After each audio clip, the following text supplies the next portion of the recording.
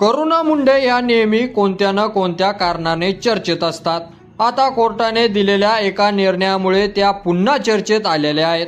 या निर्णयात कोर्टाने त्यांना गुजारा भत्ता म्हणून 2 लाख रुपये दिले जावेत असे आदेश धनंजय मुंडे यांना दिलेले आहेत। त्यातले 1,25,000 हे करुणा मुंडे यांना तर 75,000 मुलींसाठी देण्याचे आदेश देण्यात आलेले आहेत।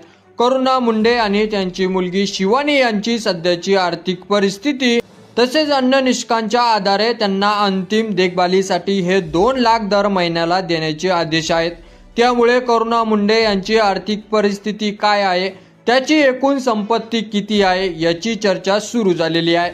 त्यानुसार करुणा मुंडे यांच्या संपत्तीवर लक्ष टाकले असता तुमचेही डोळे फिरतील। करुणा मुंडे यांनी नुकतीच परळीतून विधानसभा निवडणूक लढवण्याचे ठरवले होते। त्यासाठी त्यांनी प्रतिज्ञापत्रही दाखल केलं होतं। त्यात त्यांनी आपल्या संपत्तीचा उल्लेख केला होता। त्याआधी त्यांनी कोल्हापूरातूनही पोटनिवडणूक लढवली होती। त्यावेळीही त्यांनी प्रतिज्ञापत्र दाखल केलं होतं। त्यावेळी पहिल्यांदा त्यांच्या संपत्तीचा तपशील समोर आला होता। त्यांनी दिलेल्या प्रतिज्ञापत्रानुसार त्यांच्याकडे 5 लाखाची रोकड आहे।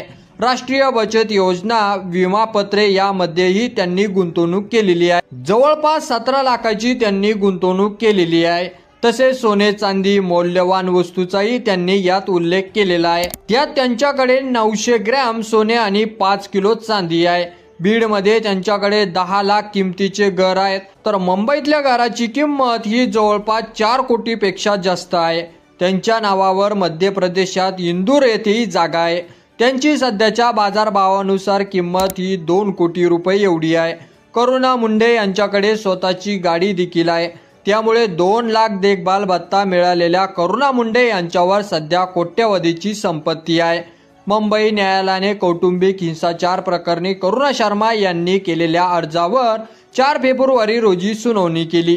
अर्जाद्वारे करुणा मुंडे शर्मा व त्यांची मुलगी शिवानी यांच्या सध्याची आर्थिक परिस्थिती व अन्य निष्पाकांच्या आधारे त्यांना अंतरिम देखभालीसाठी मिळून 2 लाख रुपये देण्याचे अंतरिम निर्णय दिलेला आहे। या निर्णयानंतर करुणा मुंडे यांनी नाराजी व्यक्त केलेली आहे। याशिवाय 15 लाख रुपये दर महिन्याला मिळाले पाहिजेत अशी त्यांची मागणी आहे। त्यामुळे त्या या निर्णयाला आव्हान देणार का हे येणाऱ्या काळात स्पष्ट होणार आहे की यावर तुमचं मत आपल्या कमेंट बॉक्समध्ये लिहायला अजिबात विसरू नका। आणि असेच नवीन व्हिडिओ पाहत राहण्यासाठी आपल्या मराठी एल्गार या यूट्यूब चॅनलला सबस्क्राईब करा। व्हिडिओ जर आवडला असेल तर जास्तीत जास्त शेअर करा।